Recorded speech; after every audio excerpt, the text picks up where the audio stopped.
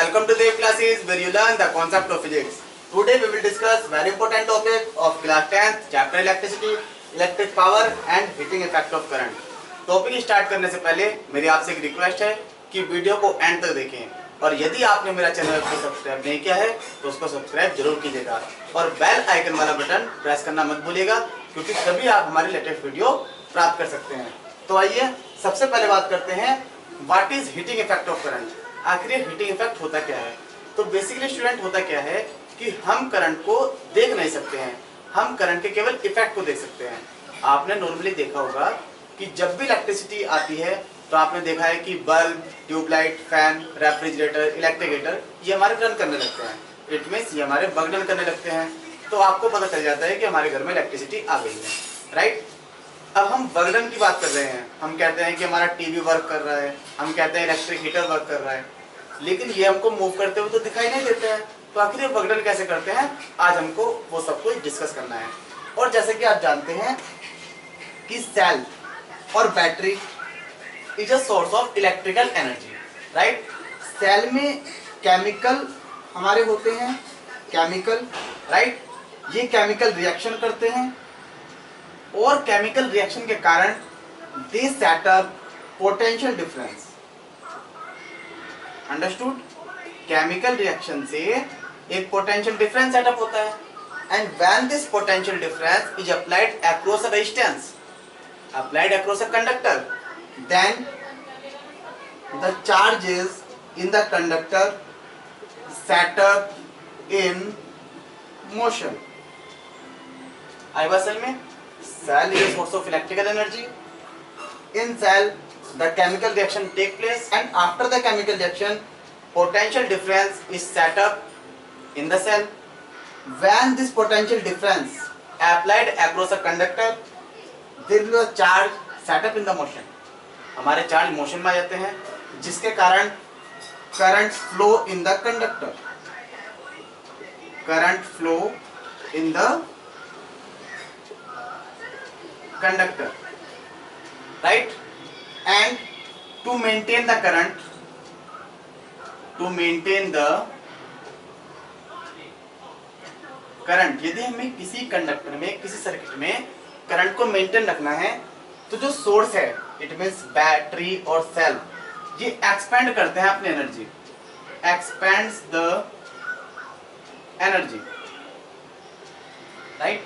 तो जो सोर्स है वो अपनी एनर्जी को एक्सपेंड करता है, खर्च करता है to maintain the current in the conductor, right. अभी जो एनर्जी हम ट्रांसफर करते हैं, it means battery energy transfer करता है कंडक्टर में, तो ये एनर्जी हमारी कहाँ कहाँ पर वर्क करती है। आखिर ये एनर्जी जाती कहाँ है ये हमको देखना है। तो सबसे पहला पार्ट एनर्जी का हमारा यूज होता है वर्क डन करने में, राइट। आप देखते हैं आपने स्विच ऑन किया और फैन मूव करना स्टार्ट कर दिया, राइट। इट मींस जो ब्लेड है वो रोटेटिंग करना स्टार्ट हो गई। तो कहने का मीनिंग क्या हुआ कि हमारा वर्क डन स्टार्ट हो गया, लाइक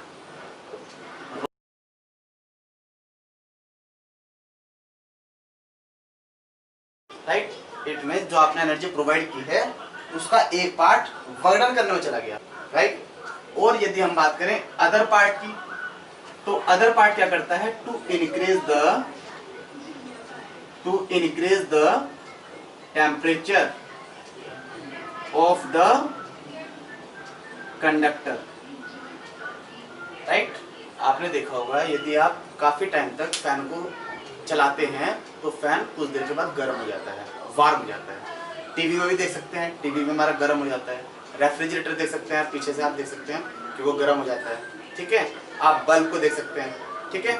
और इलेक्ट्रिक हीटर में भी आप देख सकते हैं कि हमारा वार्म हो जाता है, ठीक है। और वो लाइट एनर्जी प्रोड्यूस करता है, यानी कि जो हमने सोर्स एनर्जी प्रोवाइड की है वो लाइट एनर्जी में कन्वर्ट हो जाती है, ठीक है। तो बेसिकली होता क्या है कि सेल हमारी सोर्स एनर्जी है, सोर्स एनर्जी में केमिकल रिएक्शन होती है, chemical reaction potential difference setup करते हैं। पोटेंशियल डिफरेंस जब हम कंडक्टर के अक्रॉस अप्लाई करते हैं तो चार्ज हमारे मोशन में आ जाते हैं, चार्ज मोशन में आने से करंट फ्लो करता है। करंट को मेंटेन करने के लिए सोर्स को कंटिन्यूअसली एनर्जी को एक्सपेंड करना होता है और जो एनर्जी प्रोवाइड की है वो हमारी टू पार्ट्स में डिवाइड होती है। First one is work done, it means to rotate the blades of the fan, and the second part to increase the temperature of the conductor. It means conductor warm हो जाता है, गर्म हो जाता है। इसी को बोलते हैं heating effect of current. Right, what is this heating effect of current? It means if the circuit is purely resistive, it means वहां पर जो हमने कंडक्टर लगाया है उसमें केवल रेजिस्टेंस है, तो जितनी भी सेल की एनर्जी होगी वो हमारी डिसिपेट हो जाएगी, वो हमारी कन्वर्ट हो जाएगी एज अ हीट। राइट, उसका कुछ पार्ट हमारा वर्क में जाएगा तो कुछ पार्ट हमारा हीट में जाएगा। राइट, इट मींस वो सारी एनर्जी हमारी कन्वर्ट हो जाएगी, इसलिए इसको बोलते हैं heating effect of current. It means current को हम देख तो नहीं सकते हैं, लेकिन हम करंट के इफेक्ट को देख सकते हैं। और यदि आप देखते हैं कि किसी कंडक्टर में टेम्परेचर राइज हो चुका है, वो आपको गर्म हो चुका है, तो उसमें करंट फ्लो कर चुका है। राइट, तो आइए अब इसको और समझने की कोशिश करते हैं। Let us take a conductor of resistance R। Right, we connected it to a battery of potential difference V, right, and there is a switch, right, this is ammeter connected in the series, right, ये आपको ध्यान रखना है। और ये बन गया close circuit. ठीक है, तो आपको पता है जब आप पोटेंशियल डिफरेंस अप्लाई करते हैं तो सर्किट में करंट फ्लो करता है from positive to negative, right, and there is a voltmeter connected in the parallel, right, understood. तो होता क्या है कि जब करंट फ्लो करता है तो charge Q move in the conductor. Why? Because due to the energy gain by the charges when we applied potential difference. और वो एनर्जी हमको पता है, we know that V equal to W upon Q, right, so W equal to V into Q। Right, it means work done on the charges, or we can say energy gained by the charges equal to V2. Right, let T be the time taken,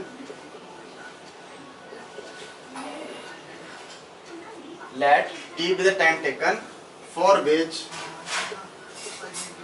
Q charge flow। हमने ये consider किया है कि Q charge T time के लिए flow कर रहा है। राइट, इट मींस जो वर्क डन होगा ऑन द चार्जेस वो T टाइम के लिए होगा। राइट, तो बेसिकली जब हम किसी सर्किट में पोटेंशियल डिफरेंस अप्लाई करते हैं तो बेसिकली हम उसको पावर प्रोवाइड कर रहे हैं। Right, and we called it input power. Right, and what is the formula for power? Work done upon time. It means rate of doing work is known as power. ये आपको पता होना चाहिए। Right, what is W? V into Q, V into Q upon T। Right, अब आप देखिए ये जो Q अपॉन T है, what is this? Q upon T, V into what is Q upon T? That is I। It means rate of flow of charges is known as current. तो कहने का meaning ये है कि यदि हम किसी सर्किट में पोटेंशियल डिफरेंस अप्लाई करते हैं और उसमें करंट आई फ्लो करता है तो बेसिकली हम उसमें पावर प्रोवाइड कर रहे हैं, जिसको हम बोलते हैं इनपुट पावर, और जिसका फॉर्मूला होता है P equal to V into I। Right, आपने बल्ब पे भी देखा होगा, बल्ब पे लिखा रहता है 220 वोल्ट 110 वाट। ठीक है, 220 वोल्ट 60 वाट, 220 वोल्ट 150 वाट, मतलब डिफरेंट लिखे होते हैं। तो उसका मीनिंग यही होता है कि वो इतनी पावर पे वर्क करता है। राइट, अब आप देखिए यदि वोल्टेज और करंट गिवन है तो हम ये वाला फॉर्मूला अप्लाई करते हैं। Right, according to Ohm's law V equal to IR। Right, V equal to IR। यदि हम V की वैल्यू IR पुटअप कर दें तो P कितना आ जाएगा बेटा? IR into I। Right, so P equal to I square R। Understood. और ये फॉर्मूला आपको कब अप्लाई करना है? जब resistance are connected in series. When resistance are connected in series then you use this formula, because in that case current is same in every resistor. Right, but if we use I equal to V upon R, so P equal to V multiply V upon R। Right, so P equal to V square upon R।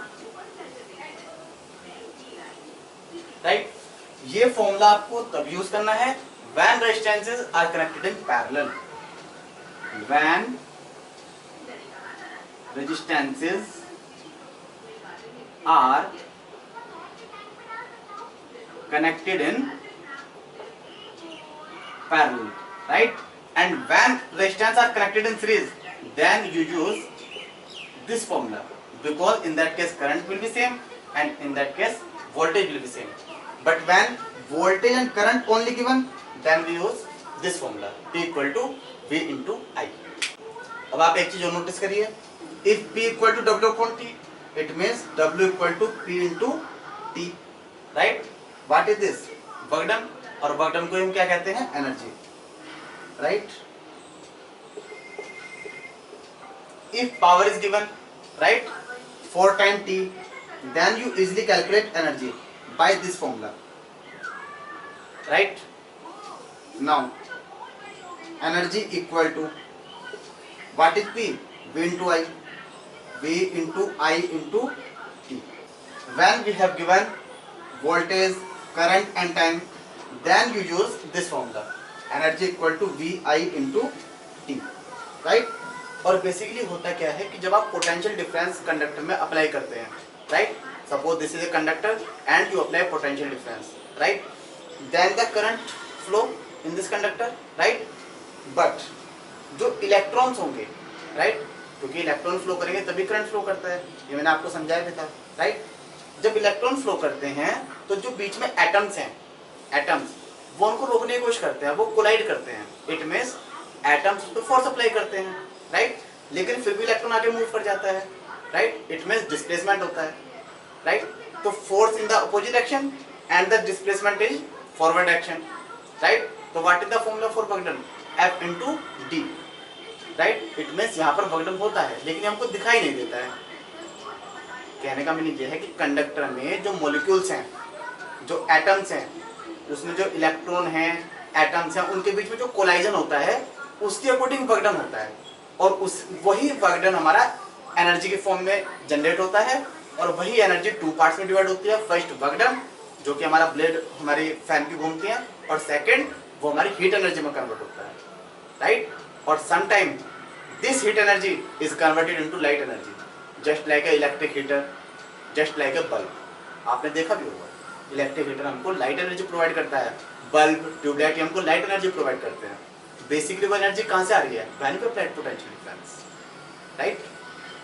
अब आप आगे देखिए, if when resistances are connected in series, then we use energy equal to, what is the formula for V?